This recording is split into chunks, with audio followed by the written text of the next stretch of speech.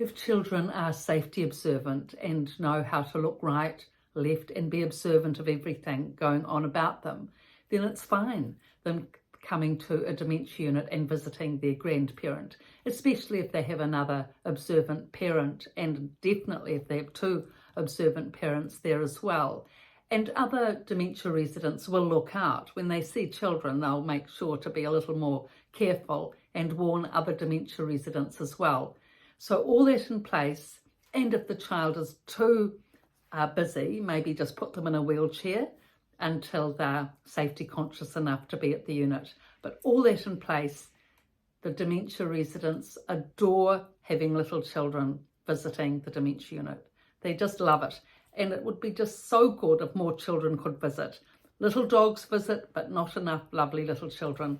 And having little children there, the dementia residents can just, have some delight. Actually, it brings delight in their life seeing lovely little children, especially if the children are engaging and friendly and smiley and at ease with elderly people. That's the thing.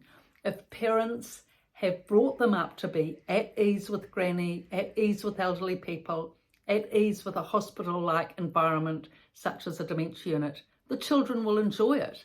And it's good for them. It's a win-win. They get to learn, they get to listen, and they get used to an environment that could well help them in the future if they go into a medical facility type work, which many people you find who are at ease in these environments do so when they get older. So at one unit where I was working, there was a man, the grandson of one of the women at the unit. He had two lovely little girls, and he used to come in, they were about 4 or 5. He used to come in on his own with the two little girls to visit Granny. They were fabulous. They were so well behaved, so observant, never any problems, didn't run around. If they started to, he'd discipline them and they'd just be quiet, sit in the corner with Granny and smile and wave to all the other residents. They were such a delight, And this grandmother was very perky and chatty and lively and lovely, used to dress in pink and always look the part, used to tell these fabulous stories.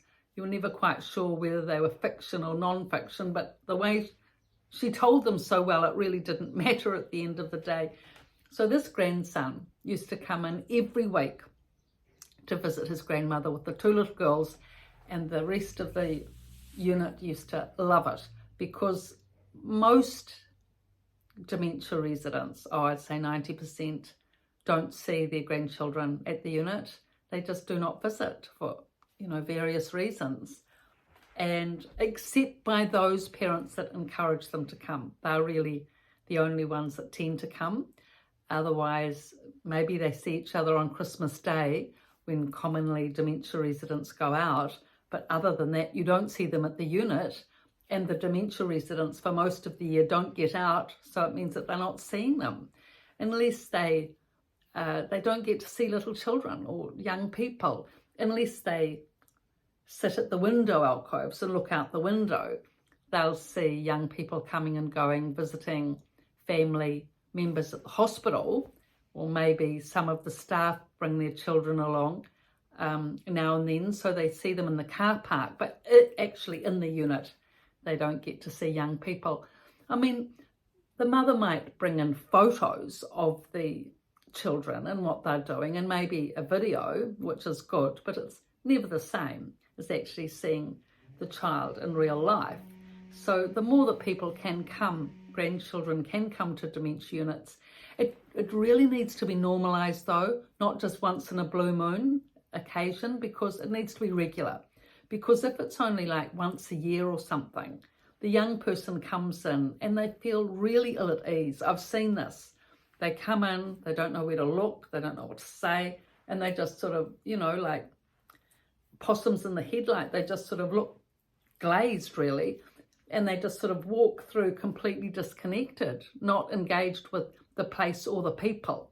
Whereas if the young person has come in regularly, they know Granny, at least that's in place, then, in time, you get to recognise and know the other dementia residents, and they may well get to recognise you. So you can have a little wave or a hello or a chat, and it's just like any lovely community. When you become part of it, it's enjoyable.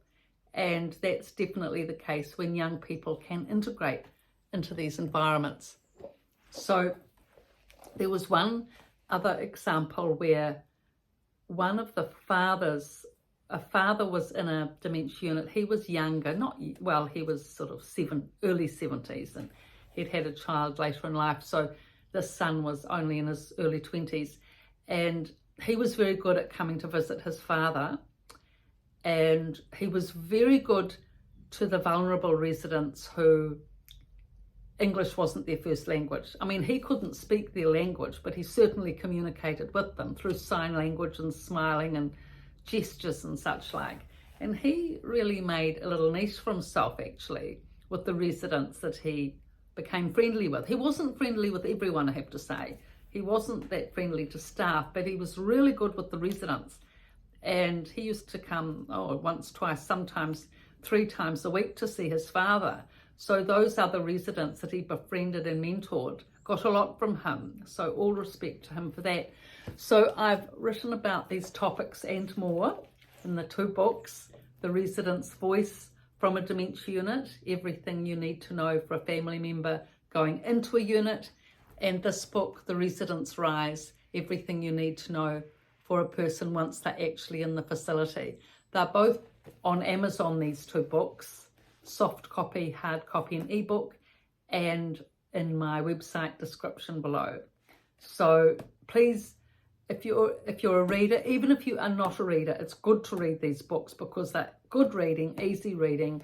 The first half is a novel about the residents and their life in a dementia unit, and the second half of both books is about positive practical techniques to help these people. Now, I've got stickers on the books because I'm planning to come to Australia at some point soon, Melbourne, to do a retreat on these topics, and I'm hoping that those of you from Sydney can come down, because I know a large percentage of the TikTok viewers on the channel are from Australia, and less so on YouTube, but because so many of you on TikTok are from Australia, that's why I feel I need to come over to meet you and to thank you for all your support, which has been fantastic from the very beginning on both channels. So thank you for your subscriptions and your likes. Please subscribe. Thank you.